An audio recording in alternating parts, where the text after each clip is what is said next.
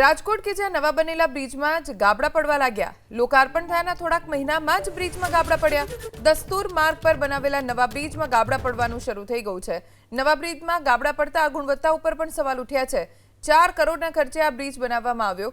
કોંગ્રેસ નેતા રોહિત રાજપૂતે મહાનગરપાલિકા ઉપર પ્રહાર કર્યા। 8 જ મહિનામાં બ્રિજમાં ગાબડા પડતા કોંગ્રેસે મહાનગરપાલિકા ઉપર આરોપો લગાવ્યા। રાજકોટ મહાનગરપાલિકા દ્વારા હોમી દસ્તુર બ્રિજ 8 મહિના પહેલા બનાવવામાં આવ્યો છે। બ્રિજની અંદર ગાબડા પડ્યા છે। આપણી સાથે રાજકોટના લોકો છે, આપણે એમની સાથે વાત કરવાનો પ્રયાસ કરીશું। જોઈ શકાય છે કે અત્યારે બ્રિજની અંદર ગાબડા જે છે તે પાડવામાં આવ્યા છે।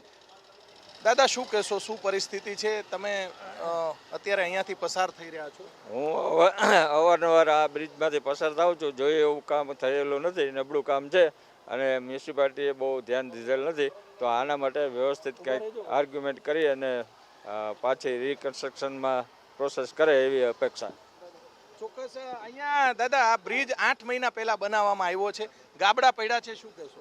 ગાબડા તો પડેલા છે। જો સાહેબ, એક વસ્તુ તમને કહી દઉં કે જે ક્વોલિટીનું કામ થવું જોઈએ પૈસા ખર્ચા મુજબ, એ ક્વોલિટીનું કામ આપણે રાજકોટ શહેરમાં કોઈ પણ જગ્યાએ થતું નથી। આ હકીકત છે। આપણા મહેનતના પૈસાનું આપણા મહેનતના પૈસા। અત્યારે જે મેયર આવ્યા છે એમની કામગીરી ખરેખર સારી છે। એ એવું ઈચ્છે છે કે જે પ્રજાના પૈસા છે એનો સદુપયોગ થાય અને લોકોને સારી સુવિધા મળે। નેહલભાઈ સારું કામ કરે છે, સારું 100% સારું કામ કરે છે અને પ્રજાના હિતનું અને પ્રજાના પૈસાનું પૂરું વળતર મળે એ ટાઈપની કામગીરી કરે છે। ચોક્કસ અહીંયા જોઈ શકાય છે કે અત્યારે બ્રિજ, લોકો પણ આ બ્રિજમાં ગાબડા પડ્યા એ વખોડી કાઢી રહ્યા છે અને સાથે સાથે રાજકોટના મેયર નેહલભાઈ શુક્લ જે છે તેમના દ્વારા તપાસ કરવામાં આવશે તેવી પણ વાત કરવામાં આવી છે। આ બ્રિજ બનાવવામાં આવ્યો 8 મહિના પહેલા જ આ બ્રિજ ખુલ્લો મૂકવામાં આવ્યો તો અત્યારે ગાબડા જોઈ શકાય છે કે ગાબડા અત્યારે પડી ગયા છે। તમે શું કહેશો? તમે અત્યારે રિપેર કરવા આવ્યા છો?